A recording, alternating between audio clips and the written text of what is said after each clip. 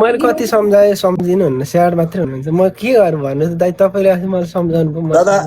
मर्नु न बाँच्नु दाइले म सम्झाउनु सकिरहेको छैन अब मर्नु न बाँच्नु यता सुन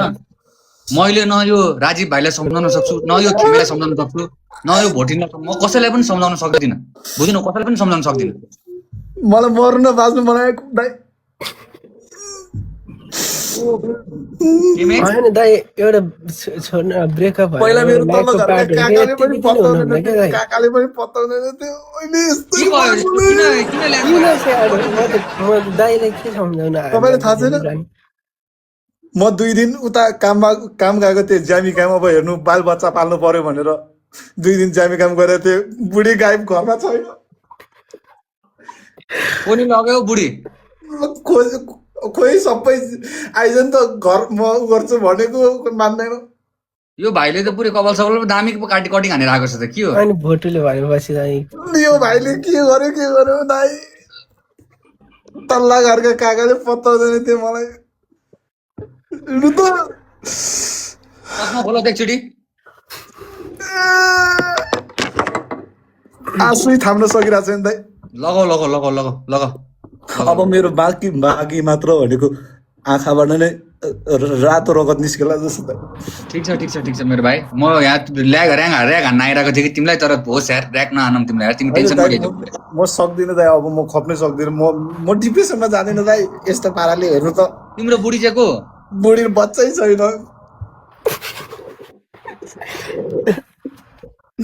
होइन सरी अर्को दुःखमा आउनु त हुँदैन थियो ल ओके छ मेरो भाइ राजीव भाइ अनि त्यसपछि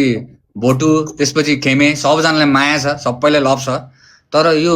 के हो तिमीहरू दुईजनाको चाहिँ पुरा खतरनाक चर्चा चलिरहेको छ त मार्केटमा हो दाइ यिनीहरूको त धुस अहिलेको टप रेकै कपाल त कपाल हो कि तर राम्रोसँग गर्नु कपाल सपाल चाहिँ यो भाइले चाहिँ डिप लभ हान्छ है फेरि खतरा हो म त लास्टै गर्छ यो भाइले चाहिँ बुझेको बुझेन त्यही भएर मैले त्यही सम्झाउँदैछु यिनीहरूलाई अब आउने दिनहरूमा होइन त्यो आइफोन पठाएको भिडियो आएर चाहिँ कसलाई पठाएको तिमीले त्यो आइफोन भोटुलाई नै अब बिस्तारै आउँछ अरे नि त त्यो भोटुलाई पठाउला भोटु र खेमे मिलेर पैसा खाइदिन्छ नि दुईजना मिलेर पुरा बेचेर होइन भोटुको मलाई फुल विश्वास हेर्नु दाइ अनि गइसक्यो क्या मैले हातबाट फुस्किसक्यो क्या बुझ्नु भएन 2 दिन ज्यामी काम गर्न गएको ओहो सुन्नु दाइ यो विदेश गएको 2 दिन ज्यामी काममा गएर अनि सम्पर्क बिहीन हानेपछि मैले साथी खोज्नु परेन अर्को भाइ गायब भयो भने के गर्छौ साथी खोज्दा अब उता अर्को होइन म त प्रायोरिटी कुरा नि हो खेम दाइ गल्ती हो कि यसमा अर्कोले तपाईँ साथी खोजेको दाइ वर्ल्ड कप भएपछि गोल मेसीले गोल हाने नहेर्नु वर्ल्ड कप चलिरहेको छ मैले नि हेर्दै यता अर्कै सुन त तिमी त ज्यामी काम गर्न गएको कि वर्ल्ड कप हेर्न गएको भन त दाइ ज्यामी काममा वर्ल्ड कपमा टिकट काट्नु परेन टिकट गडबड छ के कुरा कति फ्यान हो त म अनि मेसीको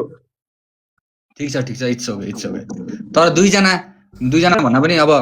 यो भोटु पनि एक दिन ज्यामी काम गर्न गएको मान्छे हराइसकेपछि अर्को साथी खोज्ने भोलि अर्को साथी अर्कै काममा निस्केला अर्को साथी खोज्ने त्यस्तो गएकै होइन क्या हामीलाई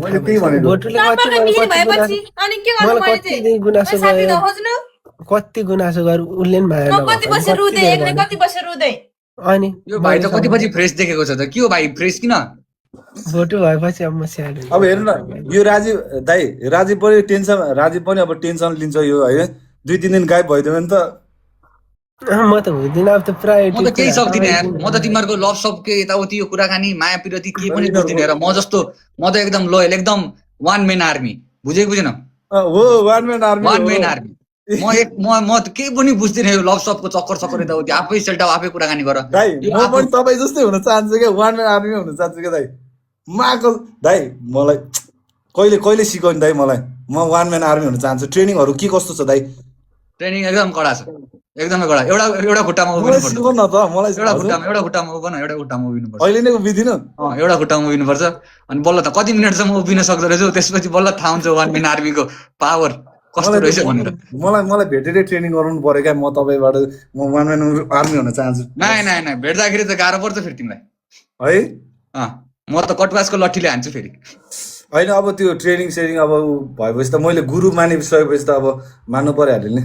तर म वान म्यान आर्मी मैले भनेको मानेन भने कटुवासको लौरोमा तेल लगाएर ब्ल्याङ किड्याङ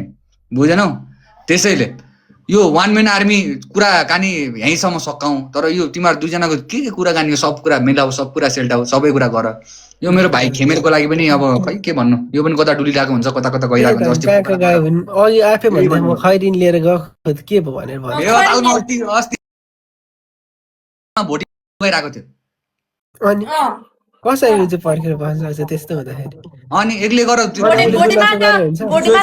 भोटी माछाको पेट पनि अगाएको देखाएको थिएँ मैले। सिचुएसन बुझ्नु पर्यो नि त, सिचुएसन बुझ्नु पर्यो। हेत तरिका यस्तो कति सिचुएसन गाह्रो अवस्थामा थियो, त्यही भएर मैले उसलाई हेल्प गर्दाखेरि यस्तो छ क्या, राम्रो गर्दाखेरि अब के भन्ने अब। मलाई पनि गाह्रो भयो, राजुले मलाई हेल्प गर्यो। ओइ अपुई ओइ ओइ के भयो यस्तो त नौ दादा मैले त फोटो खिच्न पो हेल्प आँगा गरेको ओइ थिएँ त। गादी माना ओइ आँगा आगा फोटो आरएनजीले के हेर्नु त दाइ, मलाई लास्ट मलाई अब डिप्रेसनमै गर्नु आले लाग्यो। ओइ केमे पुङ्गो ओइ आले पुङ्गो क्यामेरा पुङ्गो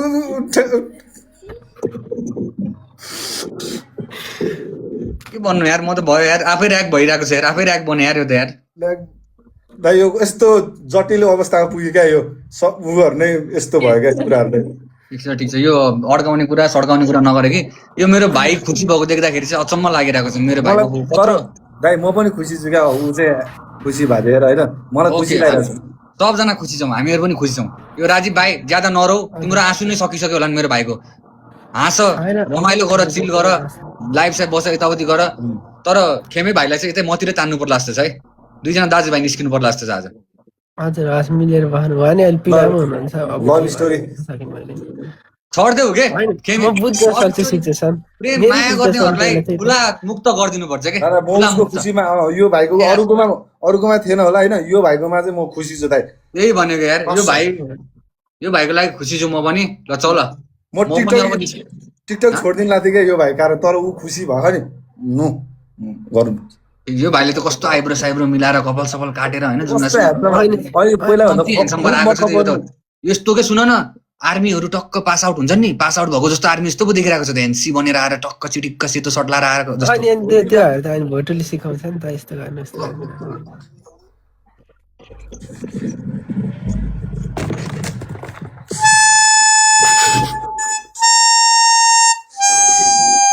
के बजाउनु पनि आउँदैन, यही बजाउनु पर्ला जस्तो छ।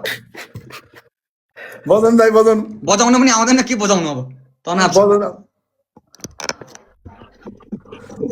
टेन्सन। खोइ गेम हान्ने भन्नुभयो, गेम हानौँ त। होइन गेम सेम छोड कि यो म के भन्न लाग्यो, अहिले त कस्तो माया पिरतीमा परेर पुरै गाँठै गसेको जस्तो भएको छ कि पछि अर्को दिन आएर दाइ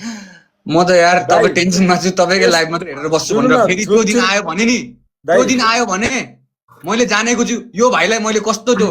पुलिसले पक्रिनेवाला त्यो कटुवासको लट्ठी हुँदैन काँडावाला, त्यो काँडावाला लट्ठीमा टक्क तेल लगाएर कस्तो सेक्छु मैले जानेको छु नि त्यसमा।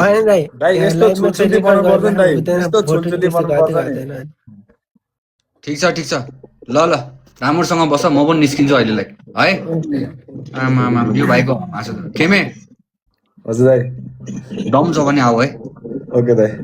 दम छ भने आऊ भनेको। भाइलाई नै च्यालेन्ज। अभि दाजुभाइको बिचमा कहिले पो झगडा भएको थिएन र, दाजुभाइको बिचमा कहिले पो झगडा भएको थिएन र, कुन पो ठाउँमा झगडा भएको थिएन र। उता सम्पत्तिको लागि रामे र श्यामे लडिरहेका छन्, बुझेनौ? या राज्यको लागि देशमा को लडिरहेका छन्। आऊ तिमी र म, तिम्रो पनि अब फेरि गाइस के अब यस्तो होइन, अब हारी चलन छ त, हामी त वान म्यान आर्मी दाइबाट सिकेको छौँ त। ल मजा गरेको, तिमीहरू रमाइलो गर्दै बस, म निस्किन्छु ल। लेट्स डबल फेरि